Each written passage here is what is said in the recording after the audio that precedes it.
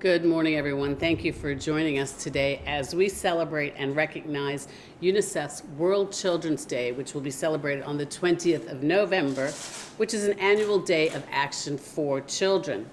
And this year marks the 30th year of the Convention of the Rights of the Child, which means 30 years of child rights that have helped transform children's lives around the world. The principles in the convention include, but are not limited to, non-discrimination, the best interest of the child as the primary consideration in all actions concerning the children, and the state's obligation to ensure the safety and development of our children.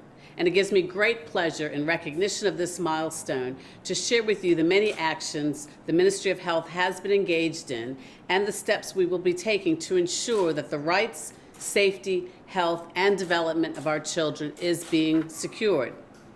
Our children are some of the most vulnerable persons in our community.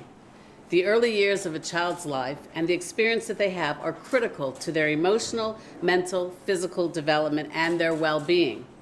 Department of Health professionals are dedicated in ensuring that infants and toddlers are cared for in environments where that they can reach their developmental milestones and make progress in life skills.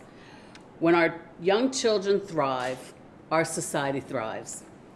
The persons providing care to our children in care settings, child care settings, both daycare centers and in the homes, are key to supporting our children's growth. These dedicated professionals spend anywhere between 8 and 10 hours a day and 50 hours a year caring for our children. They are extremely important to the future development of our children and Bermuda. That is why the Department of Health has made this sector a priority and enhanced its program to oversee and promote quality and best standards in daycare settings. The program has enhanced its capacity to provide the support, education, and oversight that these settings and our children deserve and need. With a combined background in early childhood education, social work, and daycare experiences, the team are well positioned to provide support to the learning environment while also ensuring compliance with our laws.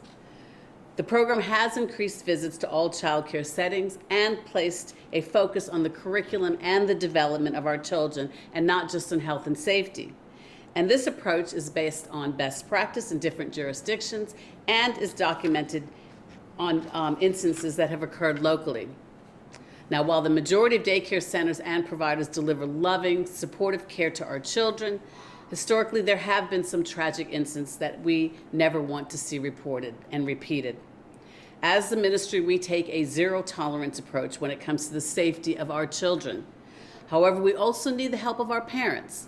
You can support your child center or daycare provider to ensure and help us to ensure that all children in the daycare enjoy good quality standards. And these are some of the steps that you as parents can take. 1, make sure that your daycare center or your daycare provider is licensed or registered with the Department of Health. If the setting that you use is not compliant, please encourage them to register with us. Each daycare center receives a license, and the home-based daycare providers receive a certificate of registration. If you are unsure whether they have one, please ask for you to be shown it, because they should have it on display. Number 2, if you have concerns with your center or provider, always address them directly with them in the first instance. The vast majority of concerns are best dealt with directly. However, if your concern is not addressed, contact the child care team at the Department of Health, who will investigate care quality concerns. You are in these settings every day, so your perspective is extremely important as a parent. The child care team can be reached at 279-4900 or at childcare@gov.bm. Number 3, the ratio of the number of children to the number of staff in a center or daycare provider is critical.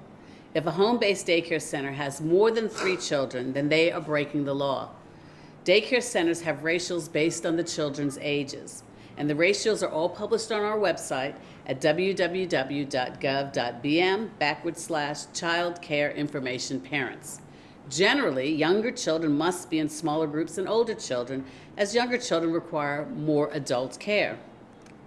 The number of children to staff is critical to their health, safety, and development. If the ratios are correct, the caregivers can attend to the unique needs of each child.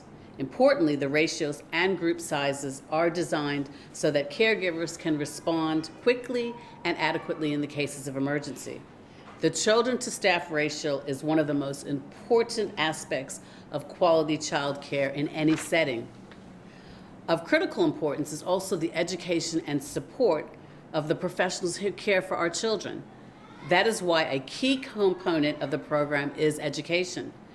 We work with daycare center staff to support capacity building programs and ensure continuing professional development.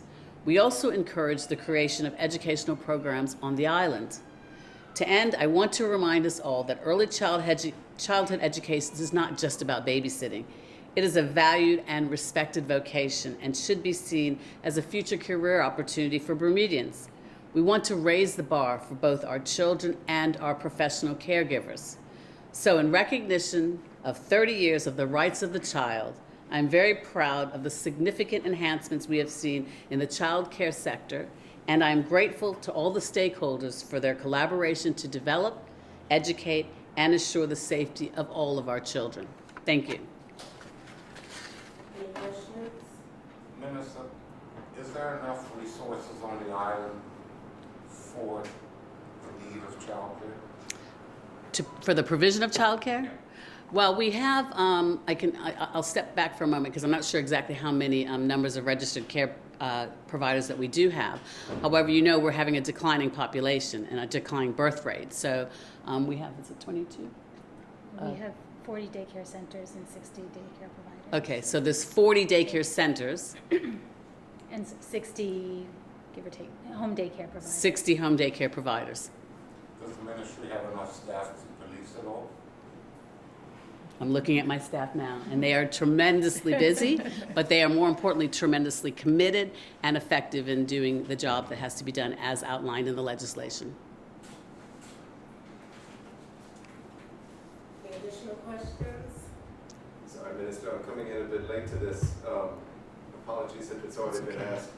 I'm really just following off on the story that ran today to do with the unfortunate passing of the child who was sent over to the facility in Utah. Is there going to be any kind of independent investigation into how Child and Family Services is handling these cases?